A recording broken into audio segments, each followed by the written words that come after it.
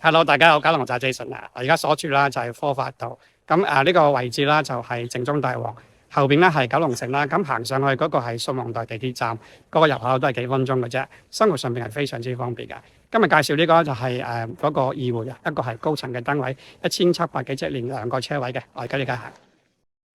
好，呢個係二會咧一個高層嘅單位，每一層咧有2伙，咁每伙都有自己嘅嗰個係電梯大堂。咁呢個唔入職㗎，咁等於係送出嚟，所以見到佢啦就放咗一啲譬如啲鞋啦。呢個啦入到嚟真係一個嘅環廳，一個特別高嘅樓梯。咁佢就屋主啦買完個單位之後咧，就完完全全徹底係將佢重新再裝修嘅。見到佢啦都係跟之前個發展商嗰啲交流係唔同，鋪過晒嗰度嘅木啦，嗰個裝修都好靚啊！咁呢個樓梯特別高照啦，就望緊呢個係向南啦，呢個嘅環廳去到係東嘅利門啦，咁呢邊啟德都望晒，睇下呢個嘅環廳幾時正。廚房啦都好唔同喎，原先一埲牆啦，而家變咗一個玻璃間隔，好通透，入到嚟一個好 modern 一個嘅設計，有少少美式啦，咁就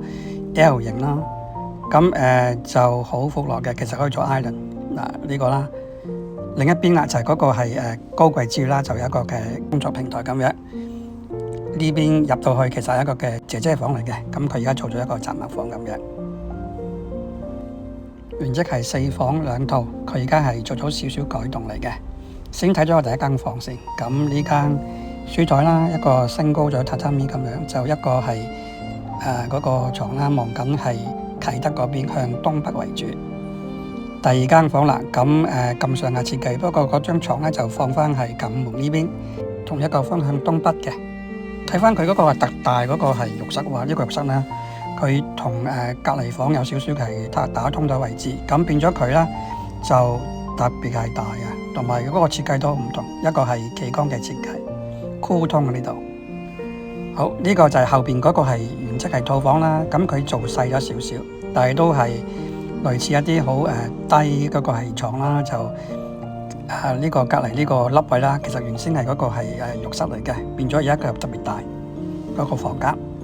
好，最後壓軸啦，睇翻嗰個主人嗰個巨房，呢個係冇變到嘅。先入到嚟呢個位置啦，